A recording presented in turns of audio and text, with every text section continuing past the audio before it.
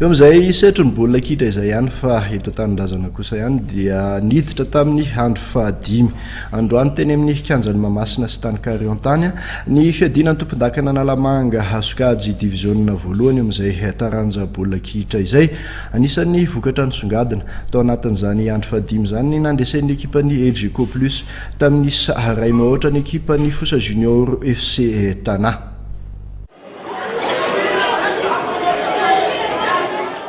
Nanamarika ny andro fahadimy fiadiana ny tompondakan'Analamanga taranja baolina kitra sokajy diviziona voalohany natao androany tetsy amin'ny kianjan'ny Mahamasina ny nandresen'ny ekipan'ny LGK plus tamin'ny ray mihoatra ny ekipan'ny Fosa Junior FC Tana.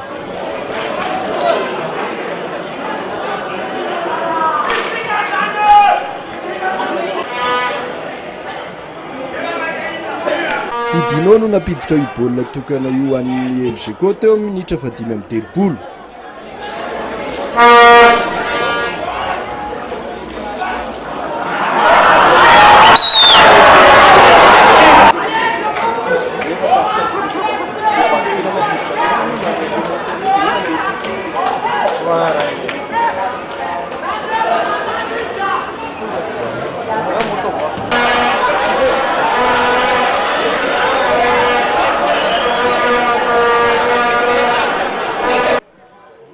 Taorin'ny fandresena azony iny dia niakatra eo amin'ny larana fahatelo vonjimaika ny ekipan'ny LGK plus. Nivarina larana faharoa kosa ny ekipan'ny Fosa Junior FC Tana.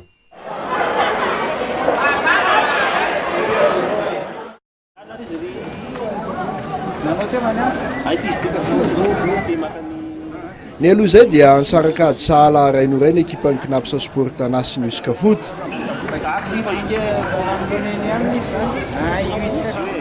Ekipan'ny Knapsa Sport Tana nanokatra nisatra amin'ny alalan'ny Rina teo amin'ny minitra fahatelo amby roapolo.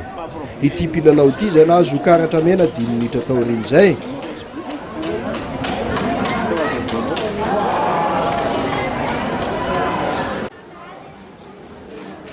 Tany amin'ny fepitaona fanampiny kosa vao nahavita nanasala ny isan'ny ekipan'ny kominina Antananarivo renivohitra tamin'ny alalan'ny rindra.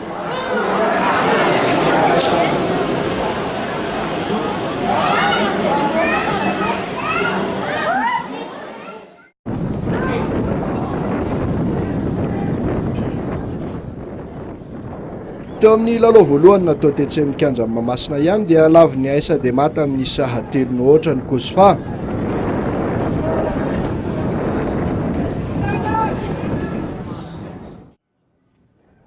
Niverina nitarika vonjimaika indray araka izany ny ekipan'ny Serana mpiara-manidina taorin'ny fandresena azony iny.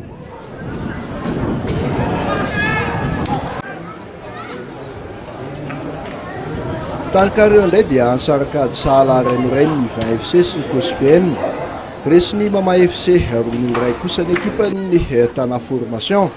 Tony mazatra dia itoka hiditra amin'ny andro fahaenina ny alarobia ho avy izao ity fiadiana ny tompondakan'Analamanga taranja baolina kitra sokajy diviziona voalohany ity.